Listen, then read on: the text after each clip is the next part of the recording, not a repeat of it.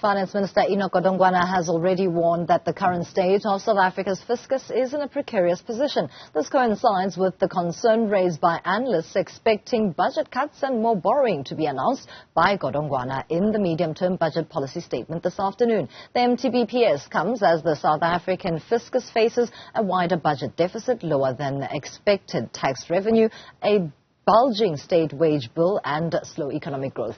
The South African fiscus is also impacted by the current energy crisis, logistical challenges, high inflation, rising inflation and interest rates and lower commodity prices. Deloitte Africa's acting chief economist Hannah Marais joins us now for a further discussion on these matters. Hannah, thank you so much for your time. Often it's called a balancing act. How do we describe it this time around, because the situation has worsened?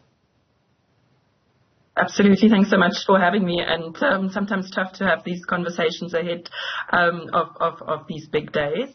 But I think absolutely another tough balancing act, and I guess a financial tightrope of sorts. But certainly something, that we have expected if we look at, some of the figures in recent months, both on the revenue side as well as on the expenditure side.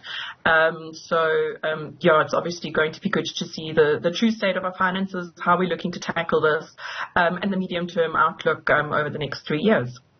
Can we still call this an update of the national budget that was tabled earlier on this year, solely because there have been fundamental changes to economic challenges in this country, from logistics to the energy crisis, but at the same time that widening budget deficit that makes it quite tricky for economic growth or even any type of rope to be walked on, tight as it may be? Yeah, look, I think importantly, we're obviously subject to a lot of global uncertainties and developments in the global arena as well. The IMF put it quite nicely a few weeks ago. We're not sprinting in the global economy, we're limping. And there's a number of uncertainties and certainly downside risks to growth that continue to weigh also on our growth outlook. I think one certainly being what's happening in China. We're seeing a much slower growth coming out of China. And therefore also in the first half of this year, and that's not the fiscal year, that's the calendar year, we've seen commodity prices decline quite a bit. And I think ultimately, if we look back at previous years in our fiscus, we've almost depended on luck at times, right, to balance the books. We've had revenue overruns. We've also had underspending on the expenditure side.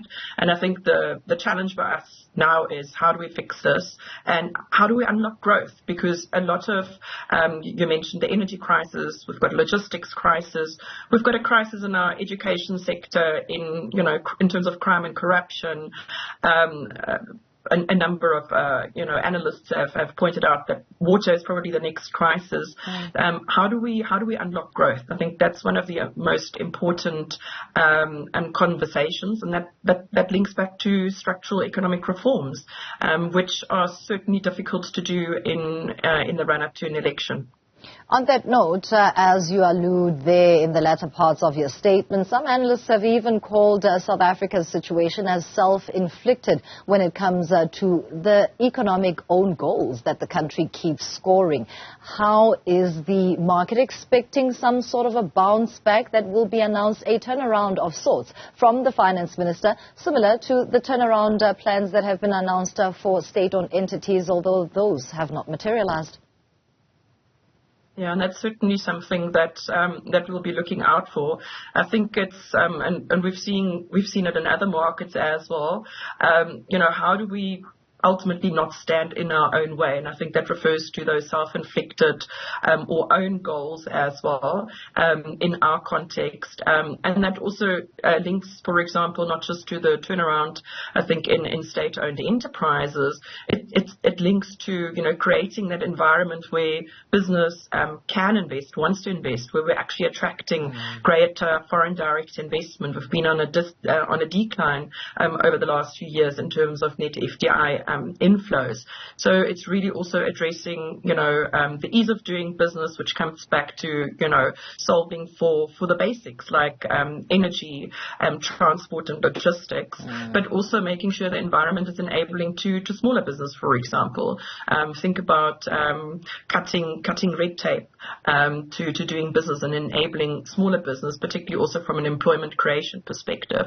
So certainly looking out to how seriously we're going to be taking structural reforms and creating that enabling environment to business. And one element that links to that as well is how we think about public, but certainly also private infrastructure investment, but certainly in the MTBPS public infrastructure investment.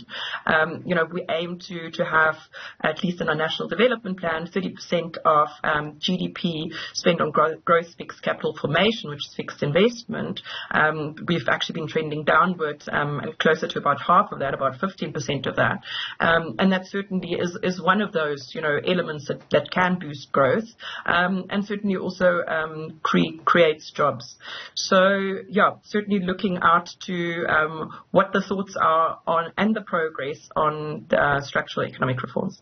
As we touched on state-owned entities, is there a jury on the expectation with regards to bailouts, the funding of crippled SOEs, the likes of Transnet as well as Eskom? Yeah, look, I think there is an expectation that they could be asked for more bailouts, and that certainly remains one of the key risks to the fiscus, to crowding out ultimately expenditure that is required and much needed from a socio-economic perspective and also from an infrastructure perspective, and ultimately being able to get our house in order from a state-owned enterprise perspective is so important, just because they are actually at the forefront of investment in a number of sectors in terms of public infrastructure. So I'm certainly looking out what some of the developments are in the MTBPS today on that. As a parting shot, Hannah, there's an expectation of the funding of social grants, particularly the special dispensation of the SDR grants that were first implemented during COVID-19 and extended twice. Is that expected to happen for a third time now? Look, I think that's certainly something that could be on the cards. And I mean, for years already, we've been debating a special grant in the form of a basic income grant. I think certainly some work needs to be done on that in terms of how that will be funded. And it would be great to see some further thinking on that in the MTBPS. But I think certainly it's a grant. A few million people are dependent on that grant, and particularly in the environment that we're in, where the cost of living squeeze is certainly biting.